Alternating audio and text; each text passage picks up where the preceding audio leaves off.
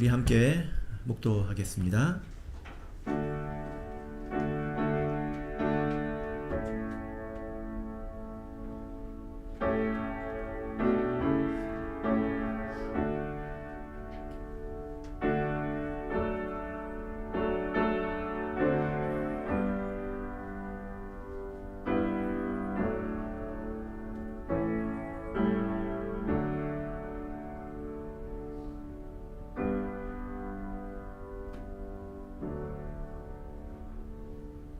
할렐루야, 아멘.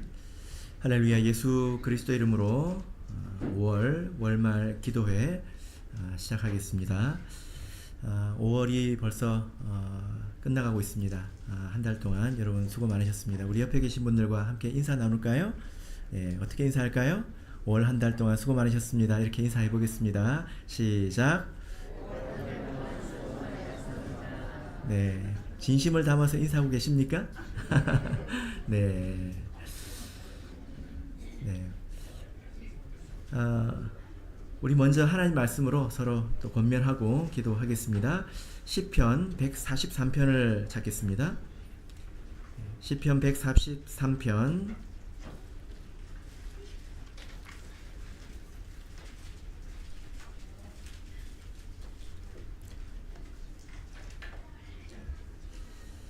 8절 말씀을 우리 같이 읽겠습니다. 시편 143편 8절. 네, 우리 함께 읽겠습니다. 시작. 아침에 나로 주의 인자한 말씀을 듣게 하소서. 내가 주를 의뢰함이니이다. 나의 다닐 길을 알게 하소서. 내가 내 영혼을 주께 받듦이니이다. 아멘. 네, 여러분, 혹시 지금까지 내가 신앙생활을 몇 년을 해왔는지 혹시 여러분 알고 계십니까? 내가 언제 세례를 받았더라? 또 지금까지 몇 년이 되었지? 이런 생각을 해보셨습니까? 예, 적잖이 해오셨죠? 그죠? 예. 이렇게 신앙생활을 이어나오시는 가운데서 신앙생활은 이런 것이구나, 이런 것을 깨우친 순간이 있으십니까? 예, 심리학에서는 이런 것을 아하 모멘트 이렇게 표현을 하더라고요. 예, 깨닫는 순간이 있지 않습니까? 예, 오랜 시간 누적이 되어서 깨닫는 것은 또 순간이잖아요. 하고 깨닫는 그런 순간을 말하는 것입니다. 신앙생활은 이런 거구나, 이렇게 깨달아 보신 적 있으십니까? 제가 어떤 그 교회에 부임을 했습니다. 시골에 있는 교회였는데요. 거기 가니까 어떤 한 형제님이 점심시간마다 사라지는 거예요. 그래서 도대체 이 사람이 어디를 갈까 하고 봤더니 점심시간에 자기 차에 갔습니다. 추우나 겨우나 자기 차에 가가지고 거기서 점심밥을 먹고 나서 기타를 치고 이제 차에서 쉬다가 오는 거예요. 그래서 왜 그렇지 하고 제가 이력을 알아보니까 이런 내용입니다. 이분이 세례를 받았는데 어떻게 세례를 받았느냐? 결혼을 위해서 세례를 받았어요. 예. 그러니까 이제 우리 참예수교에 다니는 자매님을 만났는데 나랑 결혼하려면 우리 교회에서 세례를 받아야 된다, 신앙생활을 해야 된다, 그렇게 이야기했을 때 당연히 이제 오케이 했죠. 근데 그분이 생각한 신앙생활은 어느 정도였을까요? 예, 일주일에 하루, 그리고 한 번 예배 참석하고 돌아오는 것, 이 정도 이제 생각을 한 것입니다. 그래서 내가 좋아하는 사람을 위해서 그 정도 못하겠나 해서 세례를 당연히 받겠다, 내가 신앙생활을 하겠다, 이렇게 약속을 했죠. 그럴 때는 잘 귀에 안 들리지 않습니까? 뭐라고 말하는지. 그렇게 교회 생활을 시작을 했는데 제가 깜짝 놀란 거예요. 왜 그럴까요? 하루 잠깐 교회 갔다 오면 되는 줄 알았는데 하루 잠깐이 아닌 거예요. 아침 일찍 가가지고 저녁밥 먹고 교회를 집에 오는 것입니다. 그래서 도대체 이게 뭐냐? 그리고 갑자기 조금 지나니까 설거지도 시키는 겁니다. 도대체 이게 뭐냐 하고 자기 나름대로 생각했던 신앙생활하고는 너무 달라서 중간에 잠깐 쉬려고 차에 가서 이렇게 기타를 치고 이제 혼자 놀다가 오신 거였습니다. 그런데 그분이 그 생활을 몇 년을 했냐면 10년을 했어요. 그래서 제가 그 이야기를 들었을 때, 야, 정말 아내를 정말 사랑하나 보다. 이런 생각을 했습니다. 아내를 사랑하는 마음으로 가정의 화평을 위해서 10년을 그렇게 지낸 거 아니겠어요? 그죠? 그래서 시간이 이제 지나면서 이분이 신앙생활의 범위가 차츰차츰 늘어나기 시작했습니다. 화요일 예배도 가고, 아내가 가자고 하니까 금요일도 가고, 안식일도 가고, 가끔씩 일요일에 있는 세례식이나 이런 행사에도 이제 참석을 하고 그랬습니다. 그런 것들 시간이 지나면 또 다 좀 익숙해지지 않습니까? 예, 그렇게 익숙해졌어요. 그리고 나름대로 사람들과도 친해졌습니다. 그래서 교회에서 하는 모든 활동에 다 참여하고 이게 익숙한 그런 시간이 됐다는 거죠. 그런 상황이 됐습니다. 자, 그러면 그것이 신앙생활일까요, 여러분? 교회에서 하고 있는 것을 하나도 빠짐없이 다 하고 있습니다. 나중에는 새벽 기도도 나오더라고요. 예, 다 하고 있습니다. 그것이 신앙생활일까요? 그것이 신앙생활의 전부일까요? 뭔가 좀 공허하지 않습니까? 그것은 신앙생활의 형식이죠. 그죠? 그래서 그것은 마치 물을 담고 있는 이 컵과도 같은 것입니다. 이 컵은 물을 마시기 위해서 있는 건 아니겠습니까? 만약에 물이 없는 컵을 가지고 있다면 만족이 없습니다. 공허하죠. 그죠? 그런 신앙생활의 형식 말고 진정한 신앙생활은 무엇인가? 여러분 뭐라고 생각하십니까? 형식이 중요하지 않다. 그런 말씀을 드리는 것은 아닙니다. 컵이 없다면 물을 마실 수가 없겠죠? 물을 마시는 것도 예를 들어 손으로 마시는 것도 한두 번이지 어떻게 계속 손으로 마시겠습니까? 물을 마시기 원하는 사람은 컵을 만들 것입니다. 가질 것입니다. 형식도 중요합니다. 그런데 진정한 신앙생활이 무엇이냐? 그 안에 든 것이 무엇이냐라는 거죠. 이것을 여러분들께서 지금까지 신앙생활을 해오시면서 각자 표현해 볼 수 있지 않을까 이렇게 생각이 됩니다. 또 시간이 지나면서 이런 이해도 조금씩 깊어지지 않을까요? 그죠? 제가 어느 날 찬양을 이렇게 들었는데 이제 운전하는 중에 찬양을 들었는데 처음 듣는 찬양이 있었습니다. 근데 그 찬양을 들으면서 신앙생활을 이렇게 표현하는 것은 참 좋은 표현이다 이런 생각이 들었어요. 그 가사의 내용이 뭐였냐면 이것입니다. 예수님이라면 어떻게 하셨을까? 삶의 모든 순간에 그분이 하신 것처럼 묻고 듣고 순종하는 것. 이게 찬양의 가사입니다. 그 찬양의 가사를 들었을 때 굉장히 공감이 되었습니다. 참 표현을 잘했다라는 생각이 들어서 한참을 불렀던 이제 흥얼거렸던 그런 기억이 있습니다. 이 내용이 뭐죠? 나 자신을 누구로 여기는 것입니까? 하나님의 자녀로 여기는 거예요. 나는 하나님의 자녀다라는 그런 정체성이 있는 것입니다. 그것이 생활의 모든 부분까지 깊숙이 스며든 거예요. 그냥 껍데기만 적신 것이 아니라 나는 하나님의 자녀다라는 이런 생각이 내 삶의 껍데기만 적신 것이 아니라 깊숙이 스며들어서 뼛속까지 스며들었다는 것입니다. 그래서 삶의 모든 영역에서 하나님의 자녀로서 하나님의 자녀답게 살고 싶은 그런 마음이 있는 거죠. 그죠? 그래서 내가 살아가면서 겪는 많은 일들을 보면 그런 내용에 대해서 성경에 없잖아요. 그죠? 뭐 취업에 관한 것이 성경에 있습니까? 뭐 학업에 관한 것이 직접적으로 내가 겪는 그런 구체적인 상황들이 성경에 기록된 것은 아니잖아요. 그래서 그런 순간순간마다 하나님께 묻고 그리고 나에게 응답하시는 그 하나님의 세미한 음성을 듣고 그것을 깨달았을 때 기쁨으로 기꺼이 순종하는 것, 이것이 신앙생활이라는 것입니다. 하나님이 내 기도를 들으시는 줄을 알고 또 하나님께서 나에게 응답해 주시는 것도 알고 그것을 기쁘게 살아가는 그런 순간, 이것이 바로 신앙생활이지요. 여러분, 그래서요, 신앙생활을 하면서 이렇게 껍데기만 있으면 이 속에 물이 들었는지 안 들었는지 다른 사람은 잘 모릅니다. 근데 자기는 알지요. 그죠? 이 컵밖에 없다면, 형식밖에 없다면 신앙생활이 그렇게 기쁘지 않다는 것입니다. 그래서 이 하나님과 교제를 통해서 내가 하나님의 자녀답게 조금씩 변해가는 것, 그리고 하나님께서 나를 통해서 하나님의 뜻을 이루어가는 것을 조금씩 스스로 깨닫는 것, 이것이 신앙생활의 본질 아니겠습니까? 그런 사람들은 이렇게 살아가면 내가 천국에 가게 되겠구나, 이것을 알지 않을까요?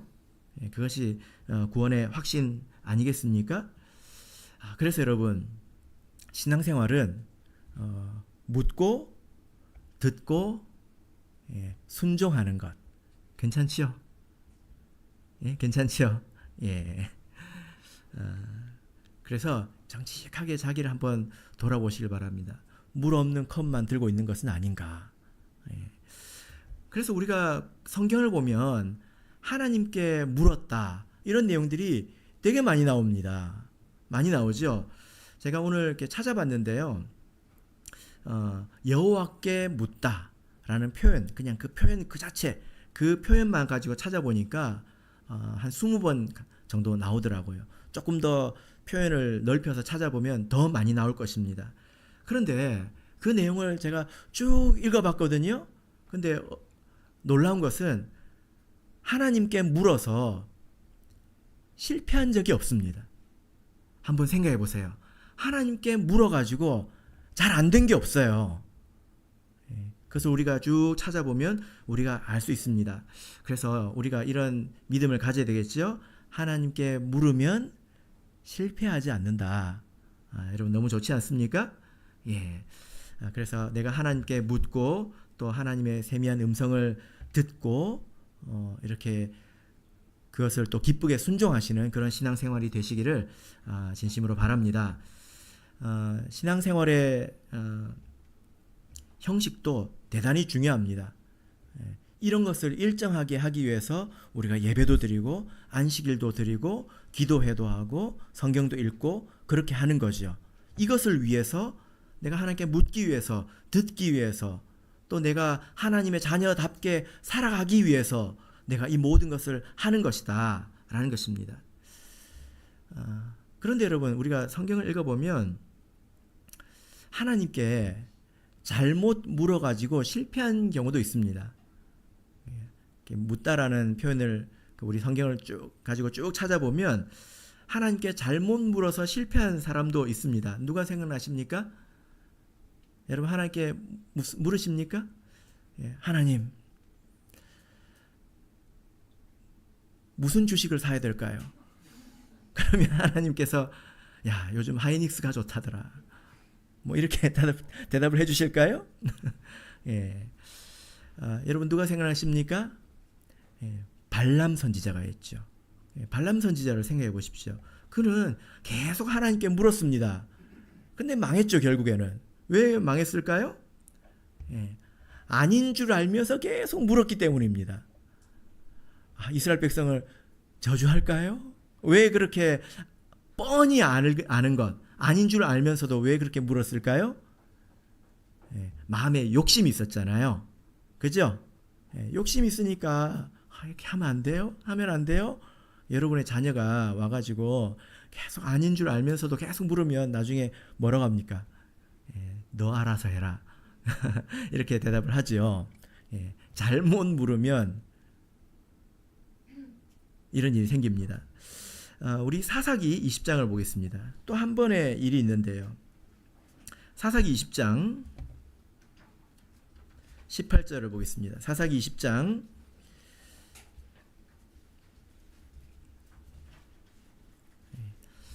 내가 이제 하나님께 묻는 삶을 살아야 되겠다. 하나님께 묻는 신앙생활을 해야 되겠다. 좋습니다. 근데 잘못 묻지 않도록 조심해야 된다는 거예요. 사사기 20장 18절 자 읽겠습니다. 시작.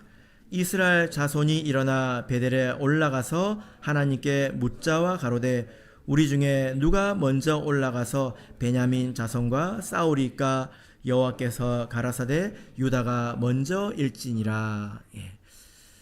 이 내용을 보면 베냐민 지파가 문제가 있었습니다. 그죠? 그래서 이 11대 1로 이제 싸우겠다고 이제 한 것입니다. 근데 하나님께 이렇게 물었는데 유다가 먼저 올라가라 했습니다. 그래서 결과가 어떻게 됐을까요? 21절 보겠습니다. 21절 읽어보겠습니다. 시작.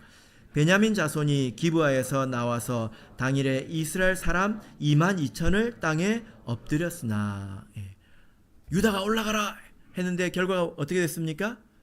졌어요. 왜 하나님께 물었는데 왜 졌을까요? 왜 이런 일이 있는 것일까요?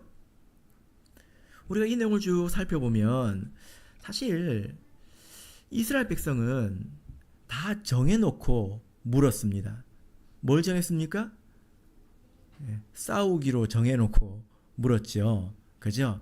그래서 11대 1로 싸우면 이긴다고 생각했을까요? 진다고 생각했을까요? 당연히 이긴다고 생각을 했겠죠. 이렇게 답을 정해놓고 말하는 것을 요즘에 뭐라고 하는지 아십니까? 앞에서 우리 답이 나오네요. 답정너라고 합니다. 답정너. 이게 뭘까요? 답은 정해져 있고 너는 대답만 해. 이것입니다. 기도할 때 다 정해놓고 기도하는 것입니다. 그리고 조금만 물어보는 거죠. 그죠? 그리고 이스라엘이 자기 내부의 죄는 돌아보지 못하고 자기들은 무슨 의인인 것처럼 베냐민을 심판하고 도륙하는 것을 하나님께서 기뻐하지 않으셨기 때문에 이들이 실패한 것입니다. 그런데 여러분, 이 내용도 쭉 살펴보면 이스라엘 백성이 한 번 묻고 두 번 묻고 세 번 묻습니다. 그리고 되죠. 그죠? 그래서 하나님께 물으면 이제 실패가 없다는 것입니다. 성경을 보면 하나님께 가장 많이 물은 사람은 바로 다윗입니다. 그래서 다윗이 성공적인 인생을 산 것이지요. 우리가 이렇게 하나님께 묻고 또 듣고 순종하는 삶을 살려면 가장 기본적으로 해야 될 것이 있습니다. 일정하게 내가 말씀을 읽고 기도하는 것, 이것이 가장 기본이 되어야 된다는 거죠. 그래서 교회는 마땅히 성도들에게 말씀을 읽게 하고 또 기도하는 것을 가르쳐야 합니다. 형식만 가르치는 것이 아니라 그 속에 있는 본질이 무엇인지를 가르쳐야 되고요. 그리고 우리 성도님들께서 서로 기도 생활에 대해서 또 이 신앙의 본질에 대해서 서로 가르치고 도와야 한다라는 것입니다. 그런 의미에서 월말 기도회는 참 좋은 시간인 것 같습니다. 우리가 기도하는 것도 배워야 되거든요. 기도는 뭐 교회 오자마자 시작하는 것이지만 기도에 대해서는 또 많이 배워야 합니다. 가장 기본적으로는 기도의 내용에 대해서 배워야 되고 그리고 기도의 자세에 대해서도 배워야 되겠죠. 월말 기도회를 제가 그동안의 교회에서 이렇게 해본 적이 없었습니다. 그런데 이 시간을 이제 제가 준비하면서 참 좋다는 생각이 들더라고요. 그래서 우리 성도님들께 우리가 함께 기도해야 될 기도의 내용을 알려줄 수 있습니다. 이제 그것이 합심 기도이죠.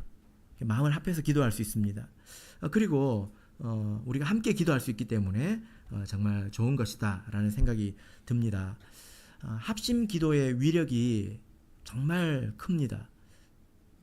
정말 힘이 있습니다. 한 나라의 이제 군대를 생각해 보면 여러 나라의 여러 무기가 있잖아요, 그죠?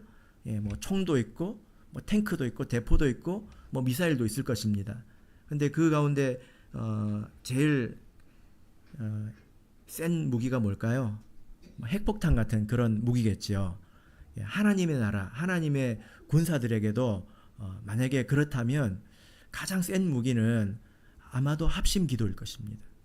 예, 만약에 우리 성도들에게 금식을 선포하고 합심 기도를 한다면 그 위력은 정말로 대단할 것입니다. 그래서 이렇게 우리가 마음을 합해서 기도할 수 있는 것, 이 월말 기도 시간은 참 귀하고 또 감사한 시간이라고 생각이 됩니다. 첫 번째 기도 제목을 같이 나누도록 하겠습니다. 두 번에 나누어서